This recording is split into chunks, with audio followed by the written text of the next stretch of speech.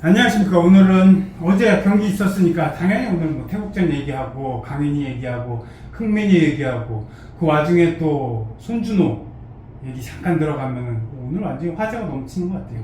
네. 그래서 경기 일단 기본적으로 강인이가 잘했죠. 잘했습니다. 네. 웬만한 미디어나 매체에서 다 스트레이트 스윙이나 결과에 대해서 이야기했는데, 내 개인적으로 봤을 때는 역사적인 장면이 아닐까. 역사적인 장면 하나를 봤어요. 뭐냐면 흥민이가 강희를 끌어안는 장면이잖아요. 그렇죠. 포옹 세레머니. 그렇죠.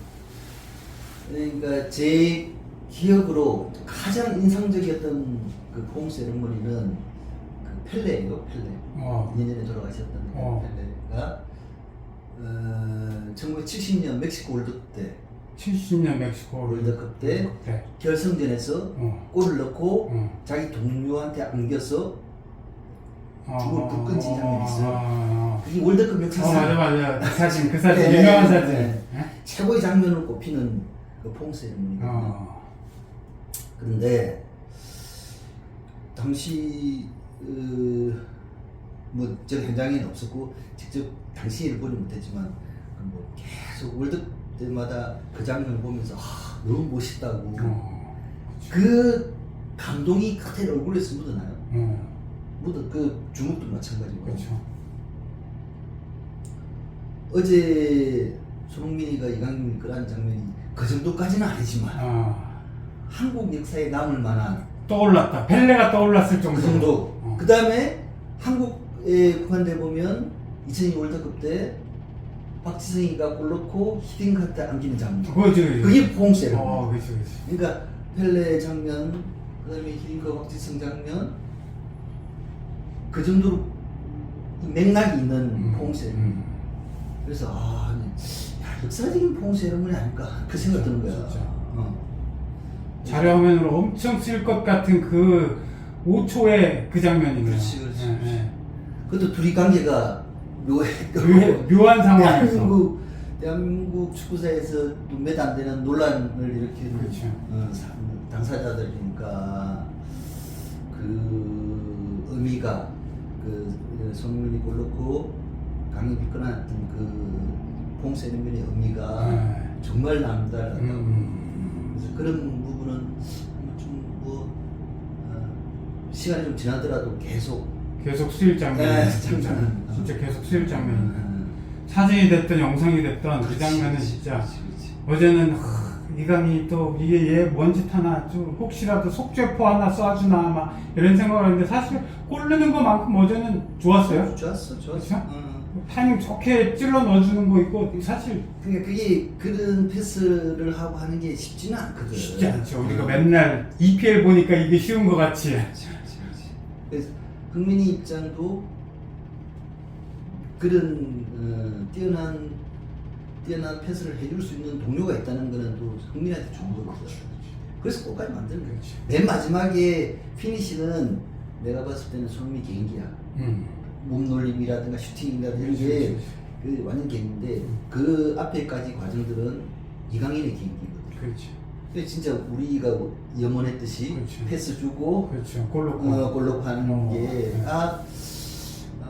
팬들이 우리 그대로 꿈이 현실인 것처럼 된 장면이 아닐까 좋았지. 좋았어요 진짜.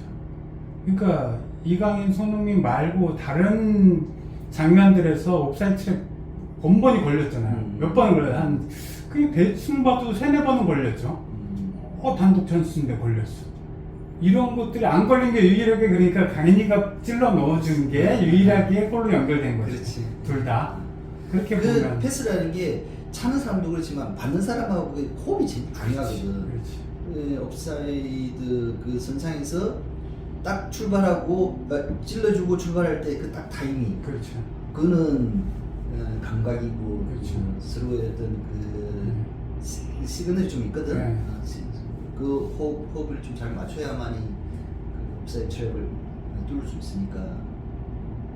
하긴 우린 TV로는 항상 위에서 보니까 이렇게 야 출발할 때 이렇게 하면 쉬울 것 같아 괜찮을 것 같지만 맞아. 사실 감독도 마찬가지고 저도 축구단에서 근무할 때 계속 보면은 나는 되게 잘 보여. 나는 위쪽에서 관중석 끝 위에서 보니까.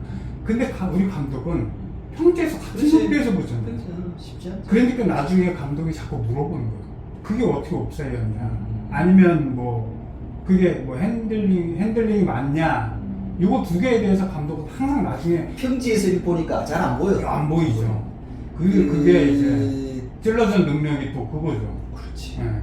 제대로 좀 잘 못했던 것 같아. 황 감독님은 정식 감독이 될 가능성이 한 30% 있을까요?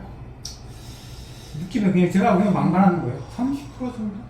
나는 이제 어느 정도 잘 풀었어요. 이 사실 제일 이 감독들이 펴고 싶은 게 사실 임시 감독입니다. 그렇죠. 두 게임하고 끝이 나는데 누가 하고 싶겠어. 그렇죠. 근데 저는 황 감독이 자기 희생을 나는 한 것 같고 어떻게 하더라도 어차피 객관식 전력에서 우리가 태국보다 앞서니까 어떤 결과도 나오더라도 자기한테 큰 플러스는 아니야. 개인적으로 보면. 근데도 그 리스크를 안고 또 그때 당시 뭐 대표팀 좀 혼란스러운 상황에서 자기가 그걸 떠안았잖아. 그런 부분에서는 좀 칭찬해 줄만 하고 첫 게임 비긴 게 좀 아쉽지만 거기서 만약에 무너지고 2차전까지 무너졌으면 사실상 뭐 진짜 그야말로 100% 임시 감독이지 100%. 남편 나눴는데 이제 그 두 번째 2차전은 너무 잘 자기가 잘 컨트롤했던 것 같고 잘 이끌었던 것 같고 그런 측면에서 보면 황 감독이 이번에 좀 점수를 많이 받지 않았을까.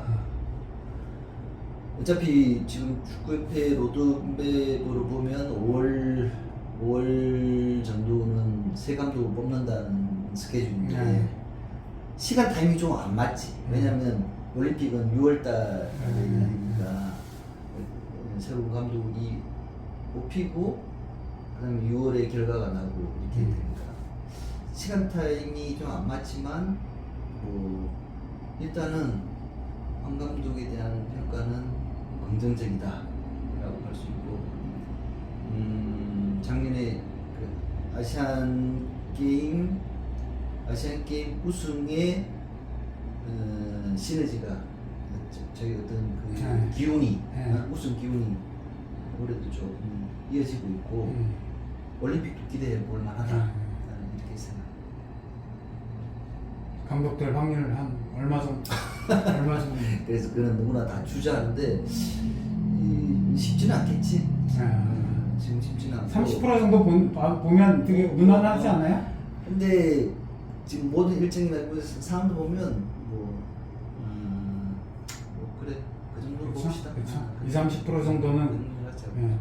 임시라고 딱 붙이는 순간 사실 황선홍 감독은 두 경기하고 그냥 끝난다라고 인식이 딱 박혀 있었는데 두 경기를 그냥 사실 굉장히 무난하게 끝난. 너무 잘했어 라는 게 아니라 무난하게 끝내는 게 사실 굉장히 결국엔 잘한 거잖아요. 요즘 같은 때가 또 그래요. 너무 잘하고 뭐 대단하게 뭘 보여주고 뭐 이런 게 아니라 무난한 게 가장 굿이다 라고 생각할 때는 그래서 황선홍 감독이 진짜 이제 정식 감독에 취임하는 것도 괜찮겠다 라는 생각이 어제 솔솔 들긴 들더라고요. 가능성이 있겠다 이런 생각. 그럼 뭐 당장은 아니더라도 그 분명하게 포인트를 좀 따놨다고 나는 좀 생각하고 올림픽 성적이 이제 말해주겠지. 성적이 말해주겠지. 느닷없이 질문. 황선홍, 박항서 감독으로 따지면 누가 더 어울리거나 잘할 것 같다. 지금 황선홍이 해야지. 앞으로 봐야지 또 미래를 보고 그래야 되고 황 감독 같은 경우에는 K리그에서 좀 불국이 좀 있었거든. 포항 시절에 그렇게 잘했잖아. 그렇죠. 우승도 하고 국내 감독으로서의 어떤 위상을 확고히 다졌었는데 서울, 뭐 대전 이렇게 맡으면서 약간 흔들려요. 그렇죠. 나름대로는 지도자로서의 어떤 조금은 위기가 오지 않았을까 생각했는데 또 대표팀을 맡으니까 또 다른 면모를 그렇죠, 보이잖아요. 그렇죠, 그렇죠. 리더로서의 역할을 좀 제대로 하는 것 같고 감독마다 조금 차이 있는데 클럽에 맞는 감독이 있고 대표팀에 맞는 감독이 그렇죠. 있습니다. 근데 그런 측면에서는 뭐 황 감독은 대표팀이 조금 더 그렇게 이야기해 줄 수 있어. 옛날 히딩크가 그 이야기를 하더라고. 히딩크 감독이 클럽하고 대표팀은 그 지도자 스타일이 완전히 달라야 돼. 클럽은 일주일 단위에서 준비를 계속 하잖아. 그렇죠. 근데 대표팀은 뭐 3개월, 6개월 긴 텀에서 기본적이 크게 미래를 장기적인 플랜을 갖고 쭉 나가야 되니까 그거는 지도자들이 조금은 다르다. 성향이 좀 다르다 그러더라고. 근데 또 최강희 감독도 그 이야기를 했었던 것 같아. 전국에 사전 뭐잘 나가고 이렇게 하다가 대표팀 잠시 갔었잖아. 가서 그때 했던 말씀들이 좀 그랬던 것 같아. 클럽과 대표팀은 완전히 다르기 때문에 자기는 다시 클럽으로 가고 싶다고. 그때 당시 뭐 그런 식으로 이야기했던 것 같은데 그런 측면이 있으니까 황 감독 같은 경우는 뭐 대표팀으로서는 좀 탄탄 대로를 좀 걸어갔으면 지도자도 우리한테는 굉장히 중요하잖아. 그렇죠. 진짜 우리 그렇죠. 국내 출신 지도자를 키운다는 거. 그렇죠. 지금 황선우 감독 87학번이거든. 그러니까 50대 중반 이제 막 넘었었는데 그런 지도자들이 이제 좀 우리 한국 쪽으로 좀 이끌어가지고 또 40대 약간 그 후배들 그 후배들이 좀 뒷받치주면 뭐 지도자도 뭐 확실히 세대 교체되면서 우리를 넣을 수 있지 않을까. 길게 하는 사람이 좀 나오기를 사실 많이들 바라잖아요. 그래. 그리고 자국민이고 국내인에다가 길게 가서 나중에는 뭐 종신 감독 막 이런 이야기까지 나올 정도로 뭔가 신뢰감 있는 어떤 사람이 나오길 굉장히 바라잖아요. 지도자가 롱런 하려면 기본적으로 일단 성적을 내야 되잖아. 그렇지. 성적 내고 그 성적 내는 그 과정에서 자기 색깔을 내야 되는 거야. 저 지도자는 어떤 걸 추구하는지 확실하게 뭔가 보여줘야만이 그렇지. 팬들도 생기는 거거든. 그럼 가서 야, 오늘 진짜 잘 봤다. 그 예를 들어서 뭐 A 지도자가 원하는 전술 전략이 그대로 뭐 적중했다.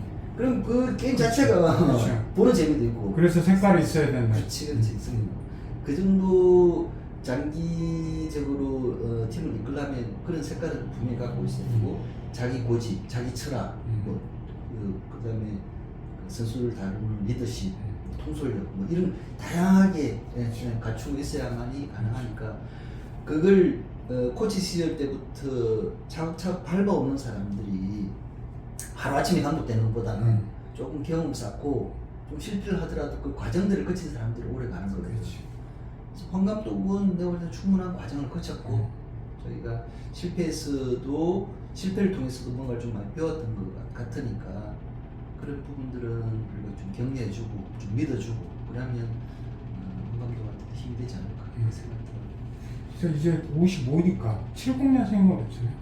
아니 68년 69, 68구나 68 맞아. 87학번이지. 87. 그 홍명보 감독 다 동기됐잖아. 그래서 한 50대 후반부터 60대 초반까지 이렇게 나이대 그 5, 60세를 넘어가는 그 기간 동안 어떻게 보면 진짜 형님 말씀한 대로 쭉 한번 잘만 싸우면 쭉 갈 수 있는 매번 뭐 할 때마다 성경 안 좋으면 잘리고 맨날 그러지. 그러면 안 되지. 잘라라 또 보내라 그러다 보니까 뭐 크리스마스도 그러다가 또 나온 거잖아요. 우여곡절을 히딩크 같은 훌륭한 사람도 나왔는가 하면 5점을 남기는 클리스만 같은 사람이 계속 반복이 되다 보니까 그런 측면에서 보면 벤투 감독이 진짜 복 받았던 게 그렇게 풀로 살려는 게 쉽지 않잖아. 이게 한국 지도자한테 그런 기회가 없었어.